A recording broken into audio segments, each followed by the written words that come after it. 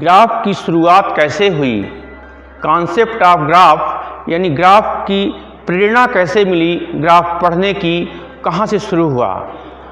तो मध्यकालीन युग में जब सभ्यता रसिया में बहुत तेज़ी से थी, व्यापार का केंद्र था रूस, और उस समय रूस में बड़े बड़े शहरों से लोग व्यापार करने जाते थे। रूस में एक प्रीजल नदी है। कौन सी नदी है? प्रीजल नदी है। कोनिशबर्ग शहर में एक प्रीजल नदी है, और उस नदी में दो टापू हैं यहाँ पर, आइस लैंड, दो टापू हैं, और ये बहुत ही सुंदर टापू थे। तो जितने भी शहर के लोग थे सब यहाँ घूमने जाते थे। इस प्रीजल नदी पर 7 ब्रिज बने हुए थे। इस टाइप से 7 ब्रिज थे।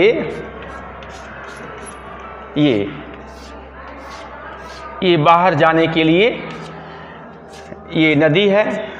ये पूरा एक ब्रिज इधर बना था, एक ब्रिज ये है, अर्थात यहाँ पर ये ज़मीन है, लैंड है, ये नदी बह रही है। इसमें 2 टापू बने हुए हैं। इस टापू पर 7 ब्रिज थे। एक ब्रिज इन दोनों टापू को जोड़ता था। तो बहुत ही अच्छा यहाँ का दृश्य था। पर्यटक यहाँ बहुत आते थे, क्योंकि यह कोनिशबर्ग शहर व्यापार का केंद्र था। धीरे धीरे जैसे ही यहाँ पर ये प्रसिद्धि इसको मिलती गई, लोग आते गए, तो लोगों के मन में प्रश्न होता गया। जैसे ही लोग आए घूमने, तो इसमें 7 ब्रिज हैं, तो सबको लगा कि यदि हम एक ब्रिज से शुरू करें चलना, कितनी ब्रिज हैं? 7, 1, 2, 3, 4, 5, 6 और 7। तो एक ब्रिज से शुरू करें चलना, तो बिना ब्रिज को रिपीट किए हुए पुनः उसी स्थान पर आ जाएं, क्योंकि इस नदी में ये 2 टापू हैं और इधर भी ज़मीन है, पानी यहाँ पर भरा हुआ है। तो बड़ा इंटरेस्ट था लोगों का कि ऐसा चलें हम लोग कि एक ब्रिज यानी एक स्थान से यदि हम चलना शुरू करें, तो उसी स्थान पर फिर से आएँ और 7 ब्रिज को पार करते हुए, और किसी भी ब्रिज में 2 बार रिपीट न करें। जितने भी पर्यटक आएँ, पूरा सब लोग इस प्रॉब्लम के लिए प्रयास करें, कोई भी सफल ना हो। तो यह एक बहुत बड़ी समस्या हो गई, और इस समस्या की चर्चा जो है पूरे शहर में हुई। उस समय वहाँ के एक मेयर थे, जैसे शासक होते हैं अपने यहाँ, उनके पास भी ये समस्या गई। तो ये कहा गया कि भाई ये एक बहुत बड़ी समस्या है लोगों की। ये समस्या ये है कि एक स्थान से शुरू करना है और 7 ब्रिज को क्रॉस करके फिर से वहीं आना है, और किसी भी ब्रिज को रिपीट नहीं करना है। बड़ी इंटरेस्टिंग प्रॉब्लम हुई। मेयर भी कुछ पुरस्कार घोषित किया लोगों से, फिर भी वो समस्या हल नहीं हुई। उनके दिमाग में आया कि समस्या को गणित के लिए वही हल करते हैं। उस समय फेमस मैथमेटिशियन आयलर का बहुत नाम था। उस समय आयलर के 800 रिसर्च पेपर पब्लिश थे। कितने? 800। पूरे दुनिया में आयलर गणित में प्रसिद्ध थे।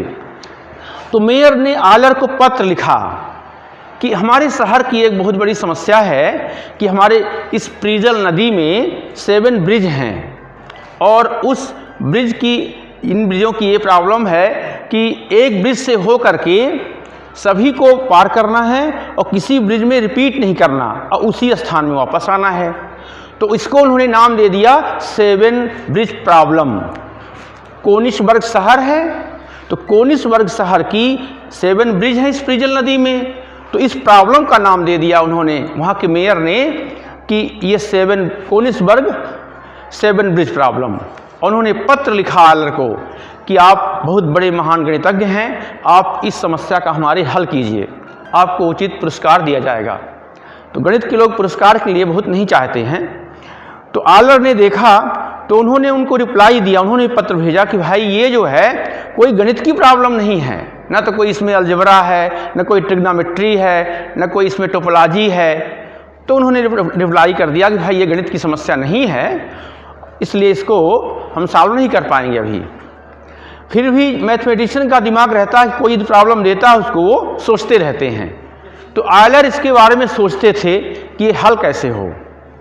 तो आयलर ने क्या किया कि इन पॉइंट्स को, ये जैसे 4 पॉइंट्स हैं, तो ये इस टाइप से उन्होंने किया कि ये ब्रिजेज हो गई, ये ब्रिजेज हो गई, और ये इस प्रकार से ये, जैसे मान लीजिए इनके नाम दे दिए, ये ए हो गया और ये बी हो गया,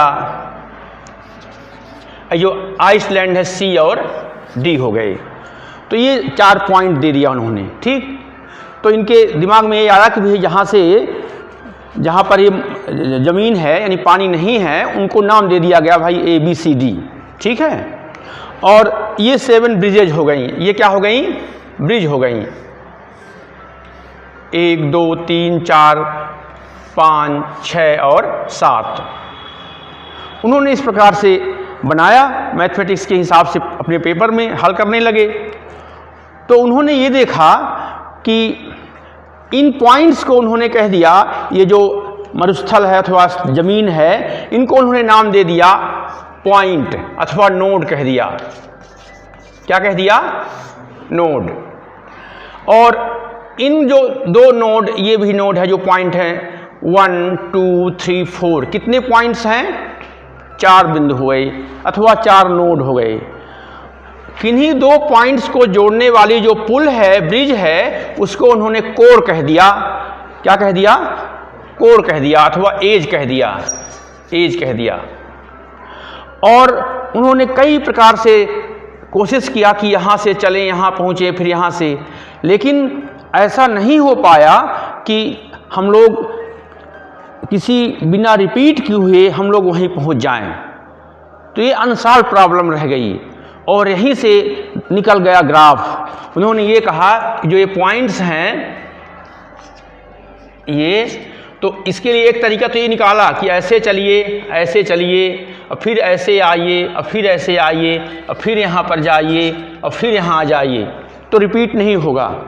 लेकिन एक ये जो है बची रह जाएगी, तो इसे अनसॉल्व प्रॉब्लम कह दी गई। तो आयलर ने ये जरूर कहा कि यहाँ पर इस पॉइंट से जितनी भी कोरें निकल रही है, तो उनकी संख्या को उन्होंने नया नाम दे दिया डिग्री, कि इस नोड की क्या डिग्री है। तो इसकी डिग्री है 1 2 3, इसकी डिग्री है 1 2 3 4 5, इसकी है 1 2 3, इसकी है 1 2 3। तो मैथमेटिक्स की भाषा में उन्होंने ये कहा कि जो पॉइंट्स हैं अथवा नोड है, उनकी डिग्री यदि ऑड नंबर है, विषम संख्या है, तो उसमें ये प्रॉब्लम हल नहीं हो पाएगी। अर्थात यदि इन बिंदुओं की डिग्री जो है यदि सम संख्या होगी, तभी इसकी समस्या हल हो पाएगी, अदरवाइज ये आज तक अनसॉल्व प्रॉब्लम है। और यहीं से शुरुआत हो गई ग्राफ की। तो देखिए कितना सुंदर उन्होंने ये प्रॉब्लम रखी, और उसके लिए उन्होंने इस टाइप से कन्वर्ट किया कि ये पॉइंट्स हो गए, ये हैं स्थान, इसलैंड आइसलैंड जो है, ये स्थान क्या कह दिया उन्होंने, पॉइंट दे दिया। और इन जो ब्रिजेज को जिनसे कनेक्ट किया, इसको उन्होंने कह दिया कोर हैं। क्या नाम दे दिया, कोर। तो यहीं से इसका निर्माण हो गया, किसका, ग्राफ का। तो कॉन्सेप्ट ऑफ ग्राफ का श्रेय किसको जाता है, जो रसिया के कोनिग्सबर्ग शहर के जो मेयर थे, उनके दिमाग में जो प्रॉब्लम आई और उन्होंने आयलर को लेटर लिखा। फिर आयलर ने इस प्रॉब्लम को हल करने के लिए दिमाग में एक सोचा कि कैसे हल किया जाए। तो यहाँ से हल करने की जो समस्या का समाधान के लिए उन्होंने जो सोचा, और इस प्रकार से इसको बनाया, और यही फिर बाद में आ गया ग्राफ, और इसी पर पूरी थ्योरी बन गई, ग्राफ थ्योरी।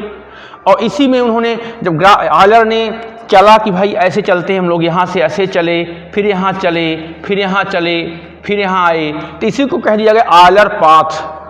तो यहीं से कॉन्सेप्ट आया, एक पॉइंट आएगा आपको, आयलर पाथ किसे कहते हैं। तो यही होता है आयलर का पाथ, कि बिना रिपीटेशन के हम लोग चल रहे हैं। इसी को आयलर सर्किट कह दिया गया।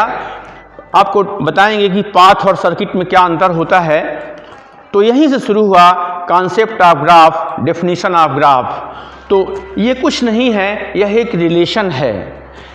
ये जो पॉइंट्स हैं और ये कोरे हैं, इनके बीच एक संबंध है और इसी को कह दिया गया ग्राफ। तो इसीलिए उन्होंने कहा कि यह कोई मैथमेटिक्स नहीं है, ना कोई टोपोलॉजी है, ना अलजेब्रा है, यह एक रिलेशन है बिंदुओं और कोरों में, और इसी को कह देते हैं ग्राफ। ठीक।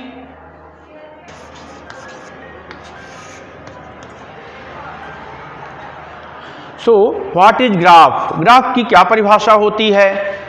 तो परिभाषा इसकी है कि लेट यदि v is equal to v1, v2, v3 up to vn set of vertices अथवा बिंदुओं का समुच्चय है। जैसा हमने बताया ना कि a, b, c, d 4 बिंदु थे, ऐसे ही कई ढेर सारे बिंदु हों। तो यदि v उन बिंदुओं का समुच्चय है, let v is equal to this thing be a set of points. और आपने देखा उन बिंदुओं को मिलाते हैं जो ब्रिजेज होती हैं, वो क्या कहते हैं हम लोग उसको कोर कहते हैं अथवा रेखा कहते हैं। सीधी जाएगी तो रेखा होगी। तो प्लेन में यदि हम उसको फिगर के रूप में करेंगे तो वही जो स्थान है उसको हम पॉइंट बोल देते हैं, और जो ब्रिज होती है उसको हम लोग जोड़ते हैं, वो कोर कह देते हैं। तो भी है सेट ऑफ पॉइंट्स और E is equal to E1, E2 up to EM is a set of edges, then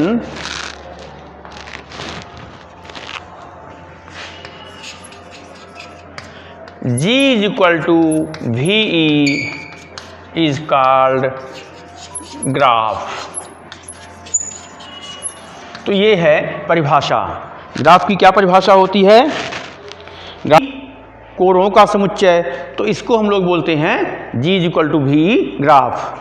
जैसे हम लोग देखते हैं कि यदि ये पॉइंट्स हो गए, ये पॉइंट्स हो गए V1, V2, V3, V4, और इन पॉइंट्स को हम लोग जोड़ दिए E1, E2, E3, E4, E5, तो ये क्या हो गया? ग्राफ। बेसिक परिभाषा। तो ध्यान देना है यहाँ एक रिलेशन है। कैसा रिलेशन? कि किन्हीं दो वर्टेक्स के बीच ये कोर इसको जोड़ती है। तो E क्या हो गया? सेट ऑफ एजेस, ये कोरें हो गई। E1, E2, E3, E4, E5 ये कोरें हो गई। ये क्या हो गए? ये हो गए शीर्ष हो गए। इसको बोलते हैं हम लोग ग्राफ। दूसरे शब्दों में आप कहिए, यदि आपके दिमाग में है, मान लीजिए मध्य प्रदेश में डिफरेंट शहर बसे हुए हैं, जैसे डिस्ट्रिक्ट हो गए रीवा, सतना, सीधी, शहडोल। इनको फॉर टाइम बिंग कोई प्लेस को पॉइंट मान लें हम लोग, और उन पॉइंट्स को जोड़ने के लिए जो रोड हैं, रोड होती है ना, तो जो ऊपर से फिगर दिखेगा आपको वो ग्राफ दिखेगा। ये शहर बस गए, मान लीजिए रीवा, सतना, सीधी, शहडोल हो गए। इन शहरों को जोड़ने के लिए रोड हैं, तो जो फिगर दिखेगा आपको वही क्या हो जाएगा? ग्राफ हो जाएगा। क्लियर है? अब इसके बाद ग्राफ के लिए हम लोग कुछ बेसिक टूल्स पढ़ेंगे। तो पहला है सेल्फ लूप। लूप किसे कहते हैं? तो लूप का मतलब होता है कि यदि कोई कोर यहाँ से चल के वर्टेक्स से फिर से उसी पर आ जाए तो इसका नाम होता है लूप। क्या परिभाषा है लूप की? कि कोई भी कोर यदि जिस वर्टेक्स से शुरू हुई है फिर से घूम के फिर यहीं पर आ जाए तो क्या स्वरूप होता है इसका? इसको बोलते हैं लूप। क्लियर? दूसरा शब्द है पैरेलल एज। जैसे पहला हो गया लूप, दूसरा हो गया पैरेलल एज। तो पैरेलल एज का मतलब क्या हो गया? जैसे ये एज हो गई, पैरेलल कब होगी? पैरेलल का मतलब है कि यदि V2 से V3 के बीच में एक एज E2 है, तो V2 से V3 के बीच में दूसरी कोई एज हो जाए, मान लीजिए ये कोर है E6, तो E2 और E6 को हम बोलेंगे पैरेलल एज। समझ में आ गया? यानी दो कोरें पैरेलल कहलाती हैं, ये दोनों के एंड पॉइंट्स वही एक एक वर्टेक्स हो। जैसे E2 और E6 के एंड पॉइंट्स V2 में है और V3 में, तो इनको क्या बोलेंगे हम लोग? Parallel as. क्लियर है? दो पॉइंट समझ में आ गए। लूप किसे कहते हैं? लूप का तात्पर्य ये है कि कोई कोर जिस वर्टेक्स से शुरू हुई फिर लौट के उसी में आ जाए, जो स्वरूप दिखेगा आपको क्या कहलाएगा? लूप। इसी को बोलते हैं सेल्फ लूप। पैरेलल एज क्या होती है? दो कोरें पैरेलल होंगी यदि दोनों के एंड पॉइंट्स सेम वर्टेक्स हों, यानी इसके एंड्स इधर है, इसका एंड क्लियर है, ये जो स्वरूप दिखेगा क्या कहलाएगा? Parallel edge. इसके बाद परिभाषाएं शुरू होती हैं, तो एक है सिंपल ग्राफ। सिंपल ग्राफ का मतलब क्या है? तो यही समझा देते हैं। सिंपल ग्राफ का मतलब है कि ऐसा ग्राफ जिसमें ना तो सेल्फ लूप हो और ना ही पैरेलल एज हो। सिंपल ग्राफ की परिभाषा क्या है? Simple graph, A graph is said to be simple if it has neither self loop nor parallel edge। ऐसा ग्राफ जिसमें ना तो सेल्फ लूप हो और ना ही पैरेलल एज हो, इसे क्या बोलते हैं? Simple graph. जैसे देखिए V1, V2, V3, ये देखिए, तो इसमें क्या है? इसमें इस ग्राफ में केवल वर्टेक्स हैं, एज हैं, ना तो सेल्फ लूप है और ना पैरेलल एज है, इसे बोलते हैं सिंपल ग्राफ। क्लियर? अब इसके उलट मल्टी ग्राफ। मल्टी ग्राफ का मतलब जिसमें या तो सेल्फ लूप हो अथवा पैरेलल एज हो अथवा दोनों हो। क्लियर? उसे क्या बोलते हैं? Multi graph. तो दूसरा है मल्टी ग्राफ। तो एक ग्राफ G = V को मल्टी ग्राफ कहते हैं यदि उसमें या तो सेल्फ लूप हो अथवा पैरेलल एज हो अथवा दोनों हो, तो क्या बोलते हैं उसको? Multi graph. तो जैसे देखिए यही ग्राफ है, ये सिंपल है ना, इसको मल्टी कैसे बनाते हैं? इसमें ये कर दिए, सेल्फ लूप आ गई, ये E3, E4, तो ये हो गया मल्टी ग्राफ। दूसरा ऐसा कर सकते हैं कि ये ग्राफ है V1, V2, V3, V4, इसमें ये कोरें हैं E1, E2, E3, E4, इसमें हम ये पैरेलल एज कर दिए E5, तो ये भी क्या है? मल्टी ग्राफ है। और ये सामने लिखा हुआ है जो आपके सामने, इसमें सेल्फ लूप भी है और पैरेलल एज भी है, तो ये भी मल्टी ग्राफ है। तो इस प्रकार से difference between simple graph and multi graph. Simple means नाम से ही क्लियर है, बिल्कुल साधारण, उसमें ना तो सेल्फ लूप है और ना ही पैरेलल एज। मल्टी ग्राफ में या तो सेल्फ लूप हो अथवा पैरेलल एज हो अथवा दोनों हो, तो इसे बोलते हैं multi graph. Clear?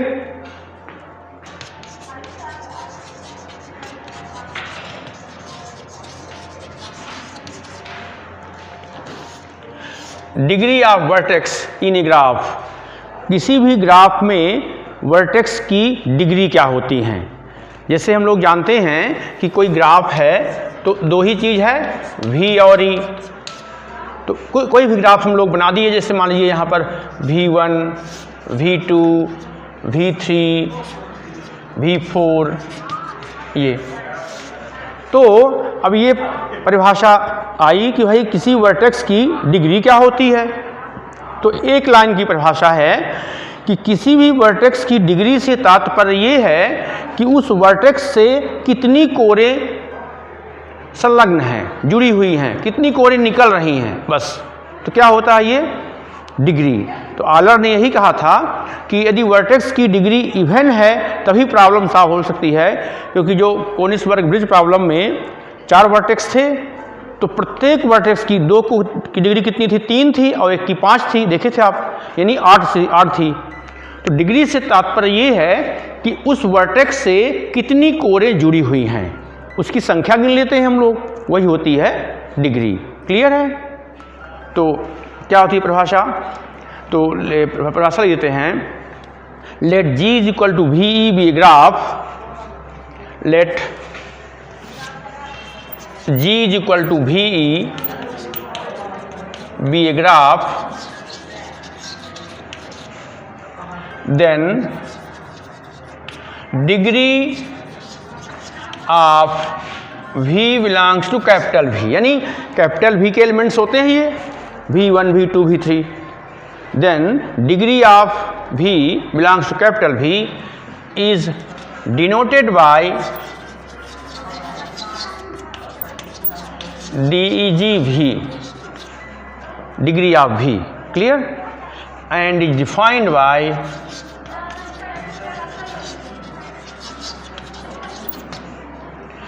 degree of V, यानी इस वर्टेक्स की डिग्री का मतलब number of edges connected to V।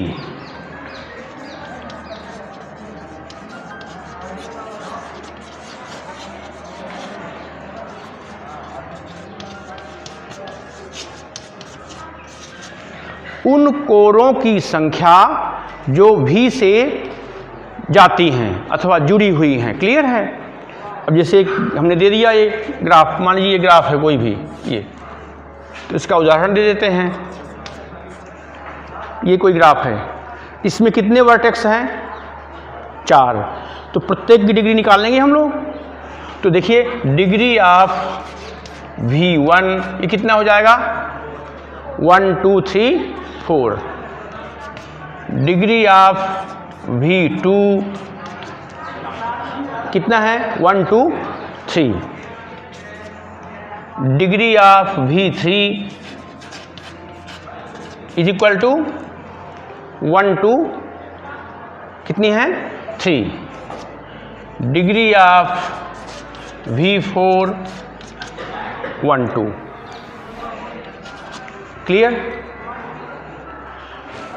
एक बात और आती है, यदि किसी वर्टेक्स में लूप बना हुआ है, यदि किसी वर्टेक्स में लूप बना हुआ है तो लूप की डिग्री हमेशा 2 काउंट होती है। कितनी काउंट होती है? 2। तो याद रखना है कि किसी भी शीर्ष में यदि लूप बना हुआ है, जैसे मान लीजिए इसमें लूप बना दिए, तो इसकी डिग्री अब कितनी बढ़ जाएगी? 2 + 2 इज इक्वल टू 4। तो ये ध्यान रखना है लूप की स्थिति में।